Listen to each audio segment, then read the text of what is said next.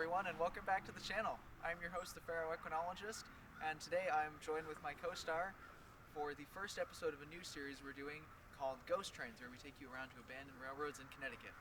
Half a century ago, the scene behind me looked very, very different indeed.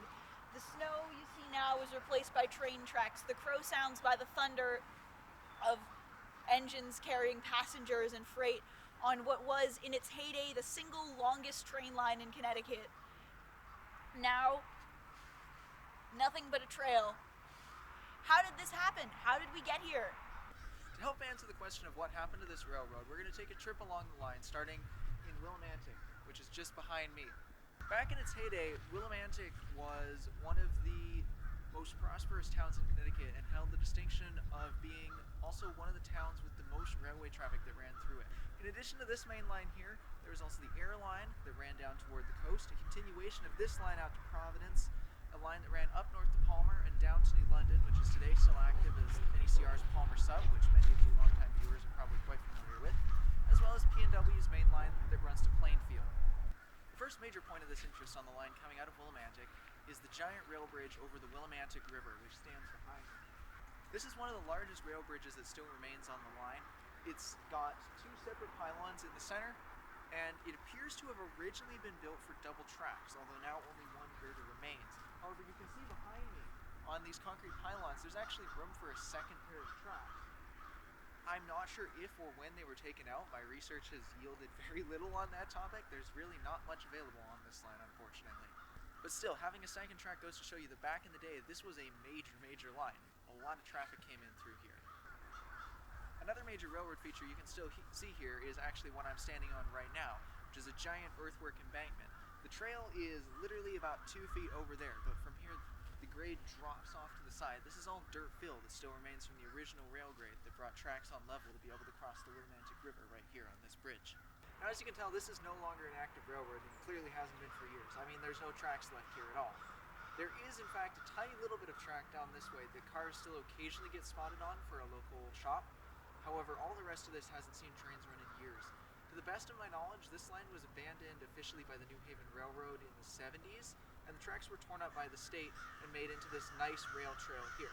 However, just a little bit further down the tracks that way, for whatever reason, there's a stretch where it hasn't been redone like this, where the original grade, albeit without the tracks, is still there. And that's where we're going to go next, take a look at what this line looked like without all of the modern trail here. We're just a little bit further down the tracks from our previous location, which is just a couple miles down that way. And as you can see, there isn't really much of a trail here. There's a little bit of one that people have naturally made between here and the bridge, just a few hundred meters down the track there. But the bridge is extremely out of surface, and so you are not allowed to cross it. But this is, I imagine at least, we don't have many photos, of what the line would have looked like back when it was abandoned and the rails were first took up. But of course, as we've said before, this railroad had a long and fairly successful career, actually, before the tracks were eventually taken up and turned into a rail trail like this. Here to tell you more about that is our expert historian in residence. In order to understand where our railroad went, we first have to understand where our railroad came from. And that story starts with the Hartford, Providence, and Fishkill Railway. A railway that ran 122 miles throughout Connecticut and Rhode Island and came to be characterized in equal parts for ambition and bankruptcy. The Hartford, Providence, and Fishkill Railway was originally born out of a charter actually given to the Manchester Railway Company, a very short-lived company that was planning to run from the trade docks in Hartford onto the Connecticut River to mines up in Bolton Notch. We'll visit there later.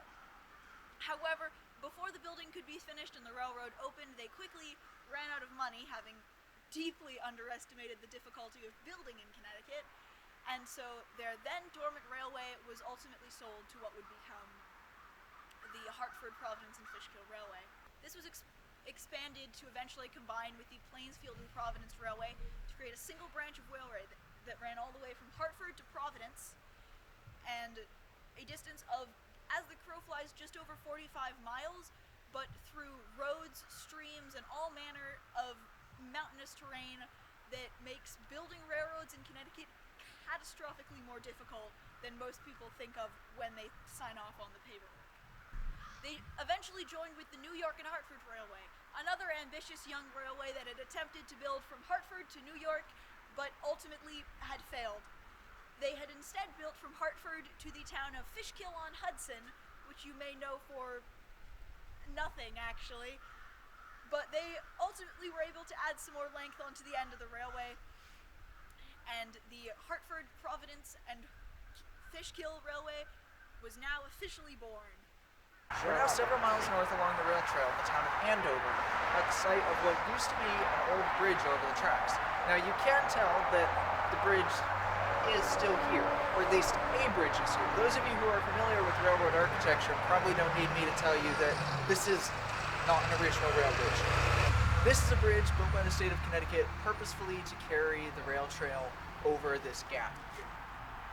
Now there is one piece of this that is original, which is the foundations on that side of the bridge are still original. Those are the real foundations from when a full railroad bridge used to span this. However, in front of me here, where you can't see on camera, the foundations unfortunately collapsed, and so it's now just a big old slab of cement here.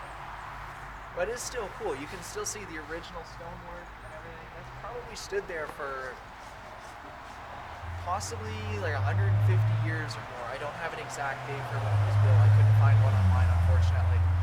But still, it's really cool to see this still in use. The Hartford, Providence, and Fishkill Railway continued to expand in both directions and in several subdivisions coming off. However, all this expansion cost money, and before soon they were once again in danger of running quickly bankrupt. In fact, it required massive loans from both the town of Hartford and the town of Providence to be able to complete their project, but in 1855, completed it was. Totaling 122 miles of railway, 96 of which were in Connecticut, it netted itself the spot of the single longest railway in Connecticut. Now, the New York and New Haven's main competitor was the New Haven Railroad, who devised a plan to cripple their opponent. Now, the New York and New England's main way of making money, or at least one of their major ways of making money, was off of interchange traffic coming out of New Haven from the New Haven Railroad. So the New Haven decided that what they would do is cut off all that interchange traffic. And that deprived the New York and New England of so much business that they had to go into receivership.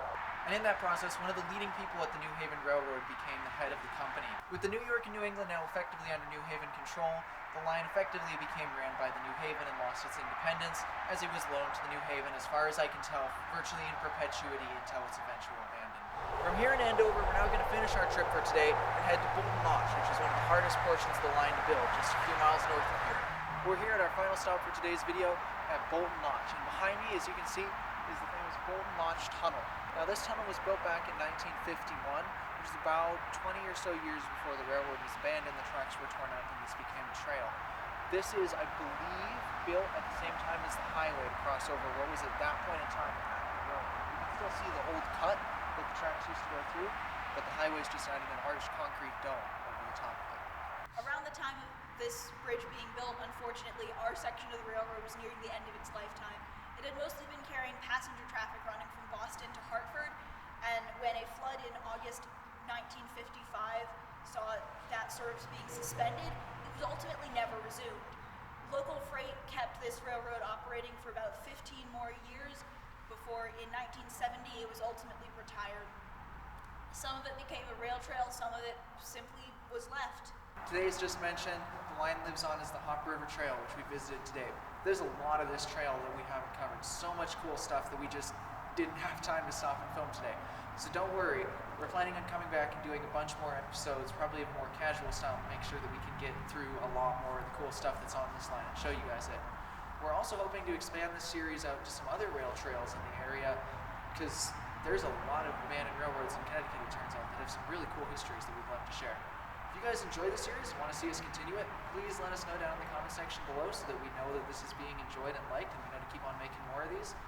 And don't worry, if you like my old style of content, that is not going anywhere. I'm producing these in addition to that. You're still going to get plenty of just normal trains if that's what you like. Yeah, hopefully you enjoyed the video. We certainly had a blast making it. If you did enjoy it, please consider leaving us a like, comment, maybe even subscribing to help the channel grow and make sure you don't miss out on the next one of these videos. As always, thanks for watching everyone, and have a great day.